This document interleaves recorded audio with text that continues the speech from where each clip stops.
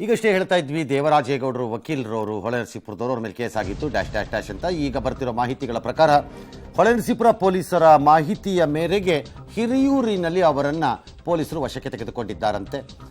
ಏನೋ ಅವ್ರಿಗೇನೋ ಇನ್ಫಾರ್ಮೇಷನ್ ಬಂದಿರುತ್ತೆ, ಇವರೆಲ್ಲ ಹೋಗ್ತಾ ಇದ್ದಾರೆ ಅಂತನೋ ಏನೋ. ಏಪ್ರಿಲ್ 1ನೇ ತಾರೀಕು ದಾಖಲಾಗಿದ್ದ ಈ ಪ್ರಕರಣ ಈಗ ಅರೆಸ್ಟ್ ಆಗಿದ್ದಾರೆ. ಬಟ್ ಅವರೇನು ಅನ್ಅವೈಲಬಲ್ ಅಂತೇನು ಇರಲಿಲ್ಲ, ಅವರೆಲ್ಲ ದೇಶದಲ್ಲೆಲ್ಲ ಕಾಣಿಸ್ತಿದ್ರು, ದೇಶಕ್ಕೆಲ್ಲ ಪ್ರೆಸ್ ಕಾನ್ಫರೆನ್ಸ್ ಮಾಡ್ತಾ ಕೂತಿದ್ರಪ್ಪ. ಏನೋ ಪೊಲೀಸ್ನವ್ರು ಈಗ ಬಂಧಿಸುವ ಸಮಯ ಬಂದಿದೆ ಅಂತ ಅವ್ರಿಗೆ ಅನ್ನಿಸಿರಬೇಕು, ಹಾಗಾಗಿ ಬಂಧಿಸಿದ್ದಾರೆ. ಬಟ್ ಅಫ್ಕೋರ್ಸ್ ಈ ಬಂಧನವು ರಾಜಕೀಯಕ್ಕೆ ಒಳಗಾಗತ್ತೆ, ಅಷ್ಟು ಮಾತ್ರ ಗ್ಯಾರಂಟಿ, ಅದ್ರಲ್ಲಿ ಯಾವ ಅನುಮಾನನೂ ಇಲ್ಲ. Because the delay in action number 1, number 2 the timing. ಈಗ ಯಾಕೆ ಬಂಧಿಸಿದರು ಅಂತ ಇವ್ರು ಯಾರು ಕೇಳಬಾರ್ದ? ಕೇಳ್ತಾರೆ. ಏನೋ ಬಂಧನವಂತೂ ಆಗಿದೆ, ಮುಂದಿನ ಕಾರ್ಯಕ್ರಮ ನ್ಯಾಯಾಲಯದಲ್ಲಿ ನಡೆಯಬೇಕು. ಎಸ್, ಕೊಡಗಿನ ಸುರ್ಲಭಿಯಲ್ಲಿ ಘಟನೆ ಒಂದು ನಡೆದಿದೆ. ಮದುವೆ ರದ್ದಾಯಿತು ಅಂತ ಮೂಲತಃ ಆಗಿರೋದು ಹೀಗೇನೆ. ಆ ಮಗು SSLC ಪರೀಕ್ಷೆ ಪಾಸಾಗಿದೆ. ಪರೀಕ್ಷೆ ಪಾಸಾಗಿದ್ದಾಗ ತಂದೆ ತಾಯಿ ಯಾರೋ 34 ವರ್ಷದ ಯುವಕ ಅಂತೆ, ಪ್ರಕಾಶ್ ಅಂತೆ, ಅವನ ಜೊತೆ ನಿಶ್ಚಿತಾರ್ಥ ಮಾಡಕ್ಕೆ ಹೋಗಿದ್ದಾರೆ. ಆದರೆ ಊರಿನವರೆಲ್ಲ ಅದನ್ನು ಕಂಡು ಹಿಡಿದುಬಿಟ್ಟು ಪೊಲೀಸ್ನವ್ರಿಗೆ ತಿಳಿಸಿದ್ದಾರೆ, ಅವಳು ಇನ್ನೂ ಅಪ್ರಾಪ್ತೆ, ಅವಳು ಮಾಡಬೇಡಿ ಅಂತ. ಪೊಲೀಸ್ನವ್ರು ಹೋಗಿ 16 ಅವಳಿಗೆ 18 ಆಗಲಿ 2 ವರ್ಷ ಬಿಟ್ಟು ಮದುವೆ ಮಾಡಿಕೊಡಿ, ಯಾರು ಬೇಡ ಅಂದವ್ರು, ನಿಮ್ಮ ಇಷ್ಟ ಅದು ಅಂತ. ಹಾಗಾಗಿದ್ದರಿಂದ ಅವನು ರೊಚ್ಚಿಗೆದ್ದವನು ಅವಳನ್ನು ತಂದೆ ತಾಯಿ ಮುಂದಿಂದನೇ ಎಳ್ಕೊಂಡು ಹೋಗಿ ಆಕೆಯ ಕತ್ತನ್ನು ಕತ್ತರಿಸಿ ರುಂಡ ತಗೊಂಡು ಪರಾರಿಯಾಗೋಗಿದ್ದಾನೆ. ಒಂದು ಹಂತದಲ್ಲಿ ಪೊಲೀಸ್ನವರು ಅವನು ಸೂಯಿಸೈಡ್ ಮಾಡ್ಕೊಂಡಿದ್ದಾನೆ ಅಂತೇನೋ ಹೇಳ್ತಾ ಇದ್ರು, ಈಗ ಇಲ್ಲ ಅಂತ ಹೇಳಿದ್ದಾರೆ. ಗೊತ್ತಿಲ್ಲ ಅವನು ಎಲ್ಲಿದ್ದಾನೋ, ಬಟ್ ರುಂಡ ಅಂತೂ ಸಿಗ್ತಾ ಇಲ್ಲ. ನಿಶ್ಚಿತಾರ್ಥ ತಡದ ಸಂದರ್ಭದಲ್ಲಿ ಅಪ್ರಾಪ್ತೆಯನ್ನು ಬಾಲಭವನಕ್ಕೆ ಕರ್ಕೊಂಡೋಗಿದ್ರೆ ನಡೀತಿರ್ಲಿಲ್ಲ ಅಂತ ಹೇಳಿದ್ದಾರೆ. ಮೇ ಬಿ ಪೊಲೀಸ್ನವರು ತಂದೆ ತಾಯಿನ ಒಪ್ಪಿಸಿದೀವಲ್ಲ, ಮದುವೆ ನಿಲ್ಸಿದೀವಲ್ಲ ಅಂತ ಹೋಗಿರ್ತಾರೆ. ಅವ್ರಿಗೆ ಹೀಗಾಗತ್ತೆ ಅಂತ ಯಾವ ಪೊಲೀಸ್ನವ್ರಿಗೂ ಪಾಪ ಅನ್ಸಿರಲ್ಲ.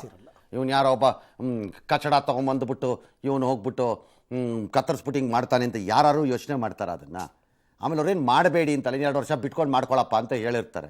ಜನರಲ್ ಪಾಪ ಅಷ್ಟೇ. You can blame a police on it. ಅದರಲ್ಲಿ ಪ್ರೊಸೀಜರಲ್ಲಿ ಏನು ಬೇಕಾದ್ರೂ ಹೇಳ್ಬೋದೇನೋ ಅಷ್ಟೇ. ಹೀಗಾಗಿ ಮಹಿಳಾ ಮತ್ತು ಮಕ್ಕಳ ಕಲ್ಯಾಣ ಇಲಾಖೆಗೆ ಜಿಪಂ ಸಿಇಒ ನೋಟಿಸ್ ಜಾರಿ ಮಾಡಿದ್ದಾರೆ. ಘಟನೆಯನ್ನು ವಿಜಯೇಂದ್ರ ರಾಜ್ಯಾಧ್ಯಕ್ಷರು ಬಿಜೆಪಿ ತೀವ್ರವಾಗಿ ಖಂಡಿಸಿ ಕಾನೂನು ಸುವ್ಯವಸ್ಥೆ ಹದಗೆಟ್ಟು ಹೋಗಿದೆ, ಎಚ್ಚೆತ್ತುಕೊಳ್ಳದೇ ಇದ್ದರೆ ಕಷ್ಟ ಕಾಂಗ್ರೆಸ್ ಸರ್ಕಾರ ಅಂತೆಲ್ಲ ಹೇಳಿದ್ದಾರೆ. ಇಲ್ಲಪ್ಪ, these are all individual family ಇಶ್ಯೂಸನ್ನು ನೀವು ಕಾನೂನು ಸುವ್ಯವಸ್ಥೆಗೆ ಲಿಂಕ್ ಮಾಡೋಕ್ಕೆಲ್ಲ ಬರಲ್ಲ. ಹಾಗೆ ನಾಳೆ ಯಾರ ಸರ್ಕಾರ ಇದ್ರೂ ಈ ಥರದ ಕಚಡ ಕೆಲಸ ಮಾಡಬೇಕು ಅಂದವನು ಎಲ್ಲೋ ಒಂದು ಮೂಲೆನಲ್ಲಿ ಮಾಡ್ಕೊಂಡು ಹೋಗ್ತಾನೆ. ಅದು ರಿಮೋಟ್ ಏರಿಯಾ ಸರ್. ಹಾಗಾಗಿ ಐ ಡೋಂಟ್ ಥಿಂಕ್ ಇದನ್ನು L&O ಆಫ್ ಎ ಸ್ಟೇಟ್ಗೆ ಕಾನೂನು ಮತ್ತು ಸುವ್ಯವಸ್ಥೆ ರಾಜ್ಯದಕ್ಕೆ ಅದನ್ನು ಹೋದ್ಸಕ್ಕಾಗಲ್ಲ. ಬೇರೆ ಪ್ರಕರಣಗಳಿವೆಯಲ್ಲ, ಕಂಡು ಕಡೆ ಯಾರ್ಯಾರ್ದೋ ಮನೆಗೆ ನುಗ್ಗುತ್ತೀವಿ, ಯಾರ್ದೋ ಮನೆಗೆ ಬೆಂಕಿ ಹಾಕ್ಬಿಡ್ತೀವಿ, ಯಾರ್ದೋ ಮನೆಗೆ ಹೊಡೆದು ಬಿಡ್ತೀವಿ, ಕಂಡವ್ರಿಗೆ ಹಲ್ಲು ಉದುರಿಸ್ಬಿಡ್ತೀವಿ, ಯಾರಿಗೋ ಚಾಕು ಹಾಕ್ಬಿಡ್ತೀವಿ, ಚೂರು ಹಾಕ್ಬಿಡ್ತೀವಿ. They are all link to law and order. ಅನುಮಾನನೇ ಇಲ್ಲ ಅದು. ಯಾಕಂದ್ರೆ the arrogance of a criminal is visible ಅಂತ. ಅದು ಇಲ್ಲಿ ಹಂಗಲ್ಲ ಆಯ್ತು. S, okay. ಬಿಜೆಪಿ ಕಾರ್ಯಕರ್ತ ಪ್ರವೀಣ್ ನೆಟ್ಟಾರು ಹತ್ಯೆ ಪ್ರಕರಣದಲ್ಲಿ 3 NIA ಬಂಧಿಸಿದೆ. ಸಕಲೇಶಪುರದ ಆನೆಮಹಲ್ ಬಳಿ ಪ್ರಕರಣದ 4ನೇ ಆರೋಪಿ ಸುಳ್ಯ ಮೂಲದ ಮುಸ್ತಫಾ ಫೈಜಾರ್ ಸೇರಿ 3 NIA ಈಗ ಅರೆಸ್ಟ್ ಮಾಡಿದ್ದಾರೆ. ಇನ್ನೇನೋ ಅವ್ರಿಗೆಲ್ಲರಿಗೂ ಸಹಾಯ ಮಾಡ್ತಾ ಇದ್ದ ಅಂತಕ್ಕಂಥದ್ರು. ಜೊತೆಗೆ ಪ್ರವೀಣ್ ನೆಟ್ಟಾರು ಹತ್ಯೆ ಪ್ರಕರಣದ ಮಾಸ್ಟರ್ ಮೈಂಡ್ ಮುಸ್ತಫಾ ಸುಳಿಕೊಟ್ಟವರಿಗೆ NIA 5 ಲಕ್ಷ ರೂಪಾಯಿ ಬಹುಮಾನ ಕೂಡ ಘೋಷಣೆ ಮಾಡಿತ್ತು. ಈ ನಡುವೆ ವಿಚಾರವಾದಿ ನರೇಂದ್ರ ದಾಬೋಲ್ಕರ್ ಹತ್ಯೆ ಪ್ರಕರಣದಲ್ಲಿ 11 ವರ್ಷಗಳ ಬಳಿಕ ಮಹತ್ವದ ತೀರ್ಪು ಕೂಡ ಬಂದಿದೆ. ಇಬ್ಬರು ಆರೋಪಿಗಳಿಗೆ ಪುಣೆ ಸೆಷನ್ಸ್ ಕೋರ್ಟ್ ಜೀವಾವಧಿ ಶಿಕ್ಷೆಯನ್ನು ವಿಧಿಸಿದೆ.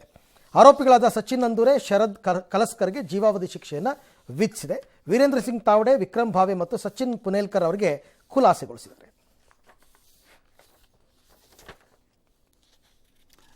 All right. ಸೈಬರ್ ಕ್ರೈಮ್ಗಳ ಕತೆ ನೋಡೋದಾದರೆ ನಿರ್ದೇಶಕಿ ರೂಪಾ ಅಯ್ಯರ್ಗೆ ಯಾರು ಆನ್ಲೈನ್ ವಂಚಕರು ಫೋನ್ ಮಾಡಿ, ನಾವು CBIನವರು ನಿಮ್ಮ ಆಧಾರ್ ಕಾರ್ಡ್ ದುರ್ಬಳಕೆ ಆಗಿದೆ ಅದು ನರೇಶ್ ಗೋಯಲ್ ಕೇಸಲ್ಲಿ, ನೀವು ಡಿಜಿಟಲ್ ಅರೆಸ್ಟ್ ಆಗಿದ್ದೀರಿ ಅಂತೇನೋ ಮಾಹಿತಿ ಹಂಚ್ಕೋಬೇಡಿ, 30 ಲಕ್ಷ ಕೊಟ್ಬಿಡಿ, ಆಮೇಲೆ ಮಾತಾಡೋಣ ಮಿಕ್ಕಿದ್ನೆಲ್ಲ ಅಂತೇನೋ ಮಾಡಿದ್ದಾರೆ. ಅವ್ರಿಗೆ ಡೌಟ್ ಬಂದು ಚೆಕ್ ಮಾಡಿಸಿದ್ದಾರೆ. ಆವಾಗ ಅದು ಗೊತ್ತಾಗಿದೆ ಅವ್ರಿಗೆ ಫೇಕ್ ಅಂತ. ಸಹಕರಿಸಿಲ್ಲ, ಬಚಾವಾಗಿದ್ದಾರೆ. Point is simple. ಯಾರು ನಿಮ್ಗೆ ಹಿಂಗೆ ಫೋನ್ ಮಾಡಿ ನಿಮ್ಮದು ಆಗ್ಬಿಟ್ಟಿದೆ, ನಿಮ್ಮನ್ನು ಯಾರ್ದು ಮಾಡಿದೆ, ಏಯ್ ಕೋತಿ, ನಿನಗೆ ಧೈರ್ಯ ಇದ್ದರೆ ಪೊಲೀಸ್ ವ್ಯಾನ್ ಸಮೇತ ನನ್ನ ಮನೆ ಅಡ್ರೆಸ್ ಇದು ಬಾ ಅಂತ ಕರೀರಿ.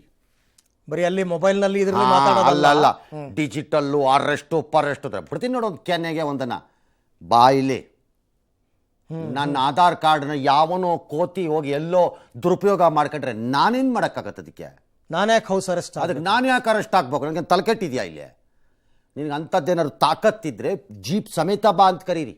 ಎಸ್, ಅದನ್ನು ಬಿಟ್ಬಿಟ್ಟು ಆ ಕೋತಿಗಳು ಹೇಳಿದ್ರು ಅಂತ ನಂಬ್ಕೊಂಡು ಕೂತ್ರೆ ನೀವುಗಳು. ನನಗೆ ಯಾರು ಮಾಡಿದ್ರೆ ಹೇಳ್ತೀನಪ್ಪ. ಒಂದ್ಸರಿ ಈ ಸ್ಪ್ಯಾಮ್ ಕಾಲ್ಗಳಲ್ಲಿ ಬಂದು ಅದಂಗೆ ಹೆಂಗಂದ್ರೆ ಬಿಟ್ರೆ ನೋಡು ಒಂದೇನ ಅಂತೀನಿ. ಆತನ ಎಲ್ಲಿದೆಯಾ ಹೇಳು, ಬರ್ತೀನಿ ಅಂತೀನಿ.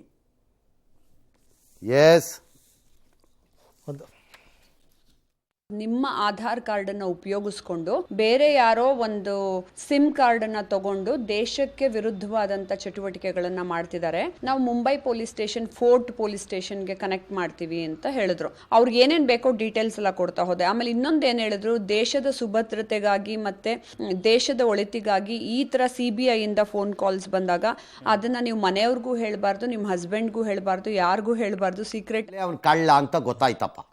ಎರಡನೇದು, ಈಗ ರೂಪ ಹೇಳ್ತಿದ್ರು, ನಾನು ಡೀಟೇಲ್ಸ್ ಎಲ್ಲ ಕೊಟ್ಟೆ. ಫಸ್ಟ್ ಮಿಸ್ಟೇಕ್ ನಿಮ್ದು ಅದೇ, ಕೊಡಬಾರ್ದಾಗಿತ್ತು. ಯಾಕೆ ಕೊಟ್ರಿ?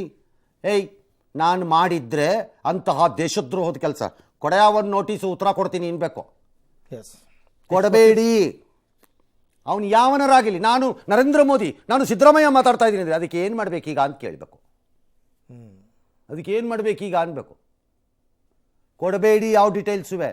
ಅಷ್ಟು ಹೆದರ್ಸಿದ್ರೆ, ಏಯ್ ಒಂದು ನೋಟಿಸ್ ಕಳ್ಸಯ್ಯ, ನೀನು ಯಾವ ಪೊಲೀಸ್ನವ್ರ ಹತ್ರ ನಮಗೇನು ಹೋಗ್ಬೇಕು, ಕಳ್ಸ್ರಿ ಒಂದು ನೋಟಿಸ್ನ, ಉತ್ತರ ಕೊಡ್ತೀನಿ, ಅದಕ್ಕೆ ಗೌರವದಿಂದ ಬಂದು ಉತ್ತರ ಕೊಡ್ತೀನಿ ಅಂತ ಹೇಳಿ. ಇಷ್ಟಕ್ಕೆ ಮಾತ್ರ ಅಷ್ಟಕ್ಕೆ ಇರಬೇಕು. ಹೇಳಿದ್ದೆಲ್ಲ ಕೊಡಲೇಬಾರ್ದು. ಯಾಕೆ ಕೊಟ್ರಿ ಮೇಡಮ್ ನೀವು? ಕೊಡೋದು ತಪ್ಪು ಬುದ್ಧಿ ಇಲ್ವಾ ಹಂಗಾರೆ?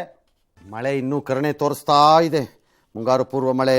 ನಗರದ ವಿವಿಧೆಡೆ ಹತ್ತಾರು ಮರಗಳು, ಎಲೆಕ್ಟ್ರಿಕ್ ಕಂಬ ಎಲ್ಲ ಬಿದ್ದು ಜಖಮ್ಮಾಗಿದೆ. ಕಾರ್ಗಳು, ಮನೆ ಎಲ್ಲ. ಚಾಮರಾಜಪೇಟೆ ನೀರು ನುಗ್ಗಿದೆ. ಬೆಂಗಳೂರು ಟರ್ಮಿನಲ್ 2ರ ಮೇಲ್ಛಾವಣಿಲಿ ಒಂದು ಸೋರಿಕೆ ಉಂಟಾಗಿದೆ ಅಂತೆ. ಅದು ಆಗತ್ತೆ. ಲಾರ್ಜ್ ಸ್ಟ್ರಕ್ಚರ್ಸ್ ಕಟ್ಟಿದಾಗ ಅದು ಸ್ಟೇಬಲ್ ಆಗಕ್ಕೆ ಒಂದು 2 ಋತು ಇದುಗಳು ಹೋಗಬೇಕು. ಒಂದೋ ಎರಡು, ಒಂದು ಬೇಸಿಗೆ, ಒಂದು ಮಳೆ, ಆಮೇಲೆ ಪಾಸ್ ಆಗಬೇಕು. ಅದಾಮೇಲೆ ಎಲ್ಲೆಲ್ಲಿ ಕರೆಕ್ಷನ್ಸ್ ಇದೆ ಆ ಕರೆಕ್ಷನ್. ನೀವು ಮನೆ ಕಟ್ಟಿದ್ರೂ ಆಗತ್ತೆ. ಹೌದು, ಗೋಡೆ ಕ್ರ್ಯಾಕ್ ಬರೋದು ಇದೆಲ್ಲ ಆಗತ್ತೆ. ಆಯಿತು, ಏನೋ ಆಮೇಲೆ ಉಂಟಾಗಿದೆ. ಪ್ರಯಾಣಿಕರು ಸ್ವಲ್ಪ ಸಮಸ್ಯೆ ಆಗಿದೆ ಅಂತ ಅನ್ಸುತ್ತೆ. ಅದನ್ನು ಬೇರೆ ಬೇರೆ ಕಡೆಗೆ, ಬೆಂಗಳೂರು ಬರ್ತಿದ್ದ ವಿಮಾನಗಳನ್ನು ಬೇರೆ ಕಡೆಗೆ ಟರ್ನ್ ಮಾಡಿಕೊಡ್ರೋದು ಎಲ್ಲ ಆಗಿದೆ. ಅದು ಮಳೆಯಿಂದ ಇರಬೇಕು. ಮಳೆಯಿಂದ, ಏರ್ಪೋರ್ಟಲ್ಲಿ ಸೋರಿದ್ದಕ್ಕಲ್ಲ, ಅದು ಮಳೆಯಿಂದ. ಹಾಂ, ಬೆಂಗಳೂರಿನಲ್ಲಿ ಕೂಡ ಇವತ್ತು ಮಳೆ ಆಗ್ಬೋದು ಅಂತಿದ್ದಾರೆ. ರಾಜ್ಯದ ಹಲವೆಡೆ ಒಳ್ಳೆ ಮಳೆ ಕಾಣಿಸ್ತಾ ಇದೆ. ಎಸ್, ಇನ್ನು ಬೆಂಗಳೂರಿನ ಪ್ರತಿಷ್ಠಿತ ಮಂತ್ರಿಮಾಲ್ಗೆ BBMP ಅಧಿಕಾರಿಗಳು ಬೆಳ್ಳಂಬೆಳಗ್ಗೆ ಬೀಗ ಹಾಕಿದ್ದಾರೆ. 51 ಕೋಟಿ ಟ್ಯಾಕ್ಸ್ ಕಟ್ಟಿಲ್ಲ ಅಂತಂದ್ಬಿಟ್ಟು BBMP ಅಧಿಕಾರಿಗಳು ಮಂತ್ರಿಮಾಲನ್ನು ಕ್ಲೋಸ್ ಮಾಡಿದ್ದಾರೆ. ಮಂತ್ರಿಮಾಲ್ ಲೈಸೆನ್ಸ್ ಅನ್ನು ರದ್ದು ಮಾಡಲಾಗಿದೆ ಅಂತ ನೋಟಿಸ್ ಕೂಡ ಅಂಟಿಸಿದ್ದಾರೆ. ಈ ಹಿಂದೆ ಇದು ಮೊದಲನೇ ಸರ್ತಿ ಏನಲ್ಲ, 8 ಸರ್ತಿ ಹೀಗೆ ಆಗಿತ್ತು. ಇವರು ಕೋರ್ಟ್ಗೆ ಹೋಗ್ಬಿಟ್ಟು ವೆಕೇಟ್ ಮಾಡಿಸ್ಕೊಂಡು ಬರ್ತಾ ಇದ್ರು. ಸರಿ, ಅವರು ಕಟ್ಟಬೇಕು, ಕಟ್ಟಲೇಬೇಕು, ಬೇರೆ ದಾರಿ ಇಲ್ಲ. BBMPಯವರು ಪಬ್ಲಿಕ್ಲಿ ಅನೌನ್ಸ್ ಮಾಡಿ ನೋಡೋಣ, ಯಾವ್ಯಾವ ಮಾಲು, ಯಾವ್ಯಾವ ಸರ್ಕಾರಿ ಕಚೇರಿಗಳು ಯಾವ್ಯಾವ ಟ್ಯಾಕ್ಸನ್ನು ಕಟ್ಟಿಲ್ಲ, ಯಾರ್ಯಾರಿಗೆ ಬೀಗ ಹಾಕ್ತೀವಿ ಯಾವ್ಯಾವ ಡೇಟ್ಗೆ ಅಂತ. ಸೆಲೆಕ್ಟಿವ್ಲಿ ಮಾಡ್ತೀವಿ ಅಂತ ನಂಗೆ ಕಾಣಿಸ್ಕೋಬೇಡಿ. ನೀವು ಎಲ್ಲದಕ್ಕೂ ಹಾಕ್ಬಿಡಿ, ಪಬ್ಲಿಕ್ಲಿ ಅನೌನ್ಸ್ ಮಾಡಿಬಿಡಿ ನಿಮ್ಮ ವೆಬ್ಸೈಟಲ್ಲಿ, ಇಂತಿಂಥವ್ರು ಇಷ್ಟು ಉಳಿಸ್ಕೊಂಡಿದ್ದಾರೆ ಅಂತ. ಸರ್ಕಾರಕ್ಕೂ ಸೇರಿಸಿ. ಅವ್ರ ಮೇಲೆ ಇಳಿದು ಬಂದಿದ್ದಾರಾ? ಅವರು ಆಫೀಸ್ಗೆ ಬೀಗ ಹಾಕ್ಬಾರ್ದು. ಖಂಡಿತ, ಇಲ್ಲಿ ದುಡ್ಡು ಬರಬೇಕಲ್ಲ, ರೆವಿನ್ಯೂ ಜನರೇಟ್ ಪಬ್ಲಿಷ್ ಮಾಡಿ ನೋಡೋಣ. ಟ್ರಾನ್ಸ್ಪರೆನ್ಸಿಗೋಸ್ಕರ ಪಬ್ಲಿಷ್ ಮಾಡಿ. ಮಾಡಲ್ಲ. ಎಲ್ಲ ಮಾಲ್ದು ಮಾಡಿ, ಎಲ್ಲ ಥಿಯೇಟ್ರದ್ದು ಮಾಡಿ, ಎಲ್ಲ ಅಂಗಡಿದು ಮಾಡಿ, ಯಾವ್ದಾದ್ರು ಮಾಡಿ, ಹಾಕಿ ಎಲ್ಲ ವೆಬ್ಸೈಟ್ಗೆ. ಕೇರಳದ ಪ್ರಮುಖ ದೇವಾಲಯಗಳಲ್ಲಿ ಕಣಗಲೆ ಹೂವು ನಿಷೇಧ ಮಾಡಿದ್ದಾರಂತೆ. ಅದು ಯಾವುದೋ ದನ 2 ಹಸು ಮತ್ತು 2 ತಿಂದಿದ್ವಂತೆ ಪಟ್ಟಣಂತಿಟ್ಟಾನಲ್ಲಿ. ಹಂಗೆ ಕಣಗಲೆ ಹೂವು ತಿಂದುಬಿಟ್ಟು ಸತ್ತೋಗ್ಬಿಟ್ಟಿವೆ ಅಂತ ಹೇಳ್ಬಿಟ್ಟು ದೇವ್ರಿಗೆ ತರಬೇಡಿದ್ರಿ. ದೇವ್ರಿಗೆ ತಂದಿದ್ದು ಹೂವು ಅಂತಂದರೆ ಅದನ್ನು ಅಲ್ಲಿ ಆಚೆ ಹಾಕಿ ದನಕ್ಕೆ ತಿನ್ನಬೇಕು ಅಂತ. ಹಾಕಲೇಬೇಡಿ, ಅಷ್ಟೇ. ತೆಗೆದು ಒಳ್ಳೆ ಗೊಬ್ಬರ ಗಿಬ್ಬರ ಮಾಡೋಕ್ಕೆ ಕೊಡಿ. ಒಂದು. ಎರಡನೇದು, ಕಣಗಲೆ ಹೂವು ವಿಷ ಅಂತ ಯಾರು ಹೇಳಿದ? ಹಾಲು ಡೇಂಜರಸ್ಸು ಹಾಲು ಅಂತ ಹೇಳ್ತಾರೆ. ನಮ್ಮ ಕಡೆ ಎಲ್ಲ ಹೇಳ್ತಾರಪ್ಪ, ಗರ್ಭ ಆಗಿದ್ದಾಗ ದನ ಹೋಗಿ ಪಪ್ಪಾಯ ಹಣ್ಣು ಇದನ್ನೆಲ್ಲ ತಿನ್ನಬಾರ್ದು, ಕಾಯಿ ಪಪ್ಪಾಯ ಎಲ್ಲ ತಿನ್ನೋದು ಹಾಲಾದರೆ ಹೆಚ್ಚು ಕಡಿಮೆ ಆಗ್ಬಿಡುತ್ತೆ ಅಂತ ಹೇಳ್ತಾರೆ. ಹಂಗಿರ್ಬೋದು, ಏನೋ. ಇವತ್ತಿನಿಂದ ಚಾರ್ಧಾಮ್ ಯಾತ್ರೆ ಶುರುವಾಗಿದೆ. ಕೇದಾರನಾಥ ಧಾಮ ಬೆಳಗ್ಗೆಯಿಂದ ಭಕ್ತರಿಗೆ ದರ್ಶನ ಮುಕ್ತವಾಗಿದೆ. ಹರ ಹರ ಮಹಾದೇವ್ ಅಂತೆಲ್ಲ ಬಹಳ ಘೋಷಣೆ ಕೂಗಿದ್ದಾರೆ. ಈ ಕ್ಷಣಕ್ಕೆ CM ಪುಷ್ಕರ್ ಸಿಂಗ್ ಧಾಮಿ ಸೇರಿದಂತೆ ಸಾವಿರಾರು ಭಕ್ತರು ಸಾಕ್ಷಿಯಾದರು. ಹೆಲಿಕಾಪ್ಟರ್ ಮುಖಾಂತರ ಪುಷ್ಪವೃಷ್ಟಿಯನ್ನು ಸುರಿಸಲಾಯಿತು. ಚಿಕ್ಕಮಂಗ್ಳೂರಿನಲ್ಲಿ ಯಾರೋ ಒಬ್ಬ ವಿದೇಶಿಯಂತೆ ಸೊಂಟಕ್ಕೆ ಪ್ಲಾಸ್ಟಿಕ್ ಚೀಲ ಕಟ್ಕೊಂಡು ಅಕ್ಕಪಕ್ಕ ಈ ಕಡೆ ಪಾಡೆ ಓಡಾಡ್ತಿದ್ದಂತೆ. ಪೊಲೀಸ್ನವ್ರು ಹಿಡಿಯೋಕ್ಕೆ ಹೋಗಿದ್ದಾರೆ. ಕಳ್ಳ ಪೊಲೀಸ್ ಆಟ ಆಗ್ಬಿಟ್ಟಿದೆ, ಓಡಾಡಿಸ್ಬಿಟ್ಟಂತೆ. ಆಮೇಲೆ ಹಿಡಿದಿದ್ದಾರೆ. ಪರ್ಷಿಯನ್ ಭಾಷೆ ಮಾತಾಡ್ತಾರಂತೆ. ಸರಿ, ಊಟ ಮಾಡಿಸಿ ಹೊಸ ಬಟ್ಟೆ ಗೀಚೆ ಕೊಡಿಸಿ ಬೆಂಗಳೂರಿಗೆ ರೈಲು ಹತ್ತಿಸಿದಾರಂತ ಅವನನ್ನು. ಫಸ್ಟ್ ಆಫ್ ಆಲ್, ಬೆಂಗಳೂರಿಗೆ ರೈಲು ಹತ್ಸೋಕ್ಕೆ ಮೊದಲು ಅವನದು ಡಾಕ್ಯುಮೆಂಟ್ಸ್ ಎಲ್ಲ ಚೆಕ್ ಮಾಡಿದ್ರೇನ್ರಪ್ಪ ಪೊಲೀಸ್ನವರು? ಅವನು ಪರ್ಷಿಯನ್ ಬಿಟ್ಟು ಬೇರೆ ಯಾವ್ದಾದ್ರು ಆಗಲಿ ಏನಾದ್ರು ಡಾಕ್ಯುಮೆಂಟ್ ಬೇಕಲ್ಲ. ಅವನೇನು ಲೀಗಲ್ಲೋ ಇಲ್ಲೀಗಲ್ಲೋ ಏನವನು? ಲೀಗಲ್ಲೇ ಇದ್ರೆ ಸರಿ, ಇಲ್ಲೀಗಲ್ ಆದರೆ ಮತ್ತೆ